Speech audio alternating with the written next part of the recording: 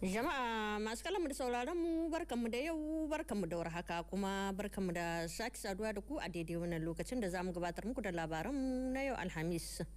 Muna 30 ga watan Mayu shekarar miladiya ta 2024. Masu kallon mu da sauraron mu ta da fatan kun wuni lafiya. Yanzu kuma sai a gyara zama domin jin cikakkun labaran inda zamu fara bayyana muku da cewa a gobe idan Allah ya kai mu 31 ga watan Mayu rana ce da hukumar kiwon lahiya ta duniya ta keɓe domin yaƙi da shan taba. A dangane da haka ne a kamar al'ada ministan kiwon lahiya Colonel Major Garba Hakimi ya yi jawabi ga 'yan ƙasa a yau jajibirin wannan rana. Kamar sauran ƙasashen duniya ƙasar Nijar ma a gobe idan Allah ya kai mu za ta raya zagayowar ranar 31 ga watan Mayu wacce aka keɓe a matsayin ranar yaƙi da shan taba, inda ministan kiwon lafiya Colonel Major Garba Hakimi ya yi jawabi ga al'ummar ƙasa inda ya bayani dalla-dalla kan irin matakin da gwamnatin ceton ƙasa ta ɗauka akan fannin yaƙi da shan taba musamman ma ga matasa masu tasowa. Mutuna muku da cewa dai tun a 1987 ne hukumar kiwon lahiya ta duniya OMS ta keɓe wannan rana a matsayin ranar yaƙi da shan taba. Sanin kowa ne shan taba na da illa sosai ga lafiyar ɗan adam. A binciken baya-bayanan da aka yi an gano cewa ƙasar Nijar ma bata tsira ba domin kuwa kashi 11 cikin 100 na al'umma mashaya taba ne wanda akasarinsu kuma maza ne domin matan ba su da yawa. A shekarar bana an yi wa wannan rana taken wayar da kan matasa da al'umma akan kalubalen da ke tattare da shan taba a lahiyar dan adam. Ministan ya ce a gurin da majalisar ceton ƙasa da gwamnatinta ta ɗauka ƙarƙashin jagorancin shugaban ƙasa shugaban majalisar ceton ƙasa Birgediya Janar Abdurrahman Chani ya ɗauki ƙwararren matakai na ganin cewa an daƙile duk wasu kamfanoni da suke odar taba a jibge ta ƙasar Nijar. Saboda haka yake kira ga ƙungiyoyin farar hula, uwayen yara da dai duk wasu masu faɗa aji a wayarwa al'umma kai akan illar da ke tattare ga lahiyar ɗan adam na shan taba. Ministan sufuri da gine-gine Kwanaral Majar Salisu Muhammad Salisu ya kai ziyara aiki a jihar Talabiri inda ya samu kyakkyawan tarbo daga gwamnan jihar Talabiri da mukarraban shi. Gwamnan jihar Talabiri wanda ake ce mishi Laftanar Kanar Mena Bukar.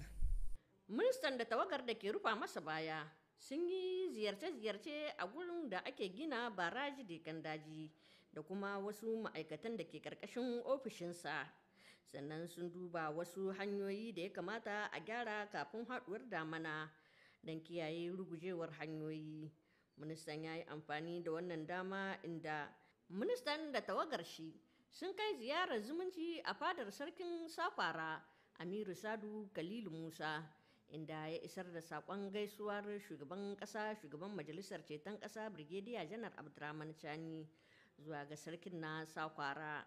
Ƙungiyar farar hulan nan mai ƙoƙarin haɗin kan 'yan ƙasa wanda ake cema NCP ta shirya wani taron gangami domin wayar da kan matasan akan zamanin nan da ake ciki a ƙasar Nijar. Wannan kin kuwa domin ganin cewa an samu zaman lafiya da kwanciyar hankalin ƙasar mu Nijar, sannan matasa su ajiye hankalinsu. Kira na gare mu shine 'yan ƙasa su yi hankuri, tahiyar na an yi ɓanna ta yawa. Kuma yau Niger wajen shekara 10 wani abu aka na ana banna ciki, kenan yau sai na sun zo cikin wata 9 ba shi yiwuwa a ce duka matsalolin Niger an gyara su bai yiwa. Me yanzu tahiyar da ake ciki kamar kana bisa hanya na ɗauko ƙasa a maida bisa wata hanya walla a wuya. Me abin da akwai yau 'yan ƙasa dole sai mun yi hankuri kuma mun kama mu sai na don mu samu buƙatar mu ta biya su kai Niger inda aka so. Tunda yau tahiyar da CNSP suka yi kowa ya san da tahiyar da suka yi ta son ƙasa ce kuma ana aiki ne don ɗan ƙasa ya infana da abin da a ƙasar shi. Kenan yau abin da muke so soja CNSP da sun ka zo sun kori Faransai sun tahi, yau sun tambaya Amurka su tahi, kuma harka tsaro kowa ya gani. Kenan muna so in wannan abu ya yi ya ƙare 'yan ƙasa su tsaya su dakata inda CNSP ta ce musu su bi can. Ba mu son wani harka karambani cikin wanga tahiya. Tunda deja tahiya CNSP kaji hausa sun kace soji marmari daga nesa, to kaga CNSP kuma su da kusa ma ana marmarin su tun da yawar an ce CNSP kuwa hito a kai, kuma sun ɗauki amana sun tabbata mu 'yan ƙasa da tahiya ta aikin ƙasa suka nan gayi, kuma kowa ya gani ya shirya tahiyar da suka yi ta son ƙasa da 'yan ƙasa ce. Kenan yau abin da muke so 'yan ƙasa da kowa ya shiga karambani, kowa ya tsaya ya saurara inda CNSP ta ce a tahi nan a tahi can, inda sun ka ce a bari tun da yau mun san da tahiyar su ta son ƙasa ke ba mu shakkun komi bisa gare su. Kenan mu mai da kai don ƙasar mu ta cikin ƙanginga da tura sun kasata, kuma alhamdulillah duk duniya babu ƙasar ta taɓa korar Faransa da Amurka cikin wata 8. Niger an gwada kuma yayi. Duk wannan abin da muka so yau 'yan ƙasa mu haɗa kanunmu mu so ƙasarmu, kuma muna fata ga Allah Ubangiji yadda ya haɗa shugabannin ga na CNSP sun kai haɗa kai sun nan ga kwato ƙasar ga Allah Ubangiji ya ƙara haɗa kanunsu bisa tahiyar da suke, su samu juna su yarda da juna su yarda da tahiyar juna don mu samu mu cimma bukata ta independence in Niger. Allah ya ba mu sa'a. A wata gagarumar nasara da jami'an tsaronmu masu sintiri a karkarar jihar Maradi, jami'an tsaronmu na farautar bishiya sun yi nasarar cafke 'yan ta'adda 66 a kokarinsu na shigowa kasar mu Niger. Mu bayyana muku da cewa jim kaɗan bayan jin labarin sai gwamnan jihar Maradi wato controller janar na 'yan sanda Isufu Muhammad tare da gatan al'umma wato prokirar na jihar ta Maradi suka isa a gurin inda suka jinjina ma wa'annan jami'an tsaro. Sai ma Allah godiya da ba mu wannan sa'al ta kamo wannan babban ta'adda da ake cewa baleri da ake nema ruwa jallo a Najeriya amma har a Niger musamman saboda yana ƙetarwa iyaka yana ɓanna ya koma. Lalle ne yau ga mu cikin zone de defense numero 6 saboda jama'a su gani su tabbata da cewa jami'an tsaro na jihar Maradi musamman na operation farautar bushiya tsaye suke tsayin daka saboda su tabbatar da kwanciyar hankali da zaman lafiya a cikin wannan yankin namu musamman a wannan lokacin da damuna ta fara sabka. Bayan kwana biyu na bincike da ƙididdiga da bin so bisa kan rahoton da 'yan uwanmu suka ba jami'an tsaro jiya Allah ya ba mu sa'a mun caɓo baleri da mutum 66 jama'an shi da ke bayan shi, sai mu jinjina ma wannan jami'an tsaro saboda wannan aikin da aka yi. Ba taɓa yin irin wannan aikin ba a sani na ko a cikin ƙasar nan gaba da ba jami'an Maradi kawai ba, in za ka mutum 67 ba tare da ayin ɓannar halbe-halbe ba rasa yayuka ba. Baleri ya kamata a shaida ma jama'a shine na hannun dama da Bello Turji, kuma a cikin wanda Najeriya take nema a nan arewa yana cikin matsayi na 40 a cikin ɗaruruwa da aka yi raskwana, wanda kenan wannan babban sa'a ce, namijin kokari ne ya matsar suka yi, sai mu ce Allah ya saka musu alheri saboda wannan aikin sai dai Allah ke biya. Wannan aikin an yi shi wannan nasara an cita saboda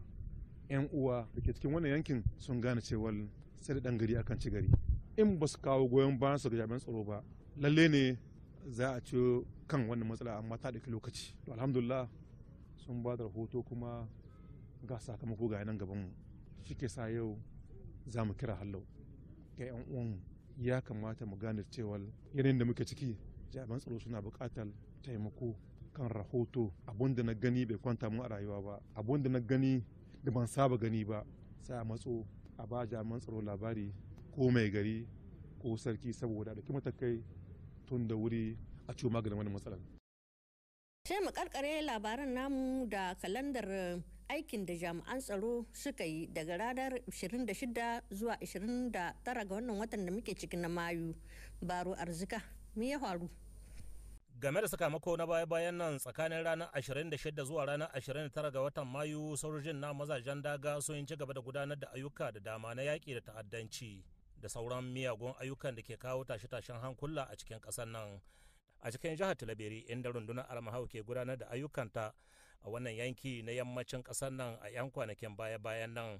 'yan ta'addan ganin karfinsu ya so karewa kwata-kwata a yanzu babu abun da ya rage musu sai kai ma jama'a farar hula hari daga wannan wuri zuwa wancan, wanda a jimilce ya yi sanadiyar mutuwar farar hula da dama. Shi dai wannan kashe-kashe da 'yan ta'addan suka yi akan farar hula, bayanai na nuna cewa wasu tsofin jagororin gwamnatin da ta gabata ne ke haɗa baki da ƙasashen waje ana turo 'yan ta'adda suna zowa suna aikata wannan ta'asa, ba dan komai ba dan sarar da su sojojin da ke gudanar da aikinsu na tsaro. To biyo bayan waɗannan al'amura, hukumomin koli na ƙasar nan na amfani da wannan dama domin isar da gaisuwarsu ta ta'aziyya zuwa ga iyalai, 'yan uwa da amnan arzikin waɗanda suka rasa rayukansu, sannan kuma suna jaddada yin kira ga jama'a farar hula su ci gaba da nuna jajircewa tare da tabbatar musu da cewa gwamnatin na ɗaukar wasu matakai don sake duba tsarin tafiyar da harkokin tsaro a cikin yankin ta yadda jama'a talakawa za su iya samun kwanciyar hankali mai ɗorewa. To amma kamin a girka wannan sabon tsarin, ya zuwa yanzu an baza sojoji waɗanda suke gudanar da samame daga wannan wuri zuwa wancan,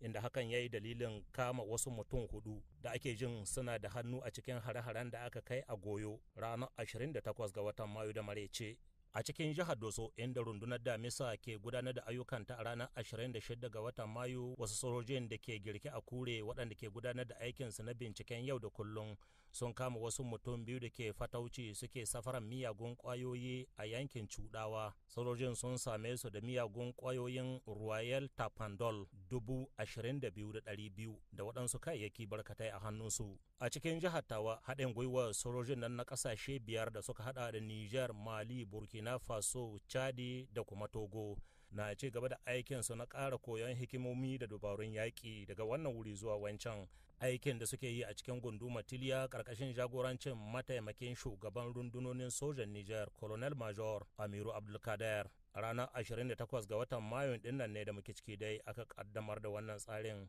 Shi dai wannan aiki wanda aka kaddamar domin kara ma sojojin mazajen daga hikimomi da dubarun aiki ana yin shi ne bisa misalin bullar wata kungiyar 'yan tawaye 'yan aware wadda ta samu goyon baya daga kasashen waje, haka zalika da wasu kungiyoyi na 'yan ta'adda. To abin nufi anan shine a koya ma sojojin na mazajen daga yadda ya kamata su fuskanci barazanar ita wannan kungiya ta 'yan tawaye da kuma yadda ya kamata a shawo kanta. Dalili kenan ake gudanar da horo iri-iri ga sojojin, dubara iri-iri, hikima iri-iri wadda ke kara musu kwarin gwiwa dangane da ayyukan da suke yi na tsaron ƙasa. Daga cikin hikimomi da dubarun yakin da ake koya musu akwai koyon harbi da kuma duk wata hikimar da ya kamata a yi amfani da ita domin kubutar da 'yan uwa a daidai lokacin da ake gumurzun yaƙi. Shugabannin rundunar shara da ke gudanar da ayyukanta a cikin jihar Tawa da kuma shugabannin rundunar horar da sojoji a Tiliya su ne ke bi sau da kafa suna tafiyar da waɗannan ayyuka. A wani fanni kuma rundunar jeni militar da rundunar sojoji 'yan kwana-kwana safar pompier na taka muhimmiyar rawa a cikin wannan tsari da ake yi a Tiliya, inda misali suke nuna irin yadda ya kamata sojojin su yi idan ya zamanto sun shaƙi wata guba ko kuma an ɗana musu bama-bamai.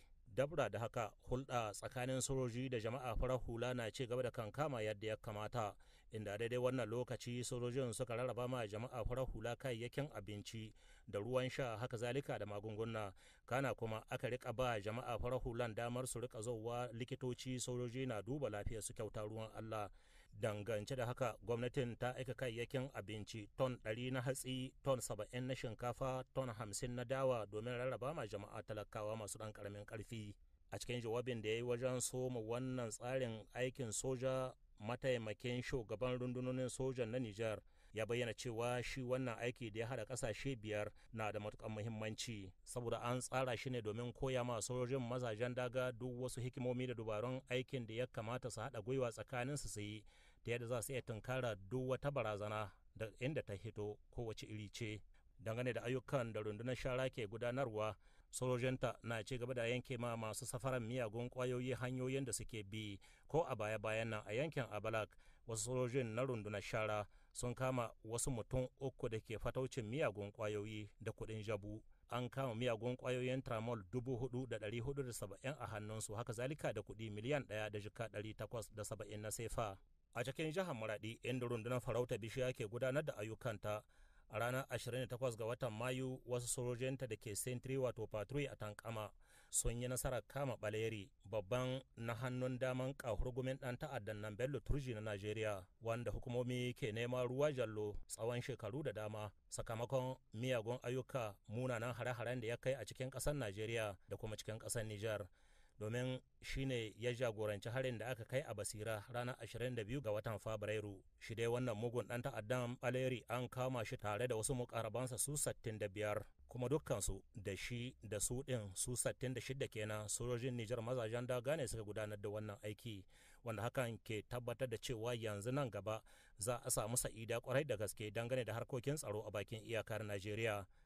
A cikin jihar Difa, inda rundunar haɗin gwiwa ke gudanar da ayyukanta a wannan yanki na gabacin ƙasar nan, sannan a hankali zama lafiya da kwanciyar hankali na daɗa ɗorewa. Sai dai duk da haka ana buƙatar a riƙa hattara da taka tsantsan, domin ko a kwanakin baya-bayan nan wasu sojojin da ke gudanar da ayyukansu na binciken yau da kullum sun yi nasarar kama wasu mutum 3 da ke kai ma 'yan kungiyar Boko Haram kayayyakin da suke amfani da su. An kuma kama mutanen ne a Boso da kuma Tumur. Mutanen da ɗimbin kayayyakin abinci da sauran kayayyakin da suke kai ma 'yan ta'addan dukkansu an miƙa su a hannun hukumomi. A daidai wannan lokacin wasu tsofin mayakan kungiyar ta Boko Haram sun miƙa wuya, inda suka je suka kai kansu ga hukumomin ƙaramar hukumar Tumur. Kenan ya ku 'yan uwa maza da mata ku tabbatar da cewa sojojin mazajen daga na ci gaba da gudanar da ayyuka daga wannan wuri zuwa wancan domin samar da tsaro a cikin ƙasar nan, kuma suna buƙatar jama'a farar hula su ci gaba da ba su haɗin kai da goyon baya ta hanyar ba su labarin duk wani abun da suka ji ko suka gani wanda ba su yarda shi ba. Sojoji ku kira su a lamba 40-40, 'yan sanda kuma ku kira su a lamba 83-83 domin ba da labarin. To madalla, gulgudan labarin da ya sauka kenan a maraicen yau a gare mu, a madadin waɗanda suka taya muka gabatar da shi tare da taimakon malama Salamatu Madan Isaka wadda ta haɗa min hotuna. Ni da na gabatar ke muku fatan mu huta lafiya, sai kuma gobe inda za ku kasance tare da Shaf Baro Arzika.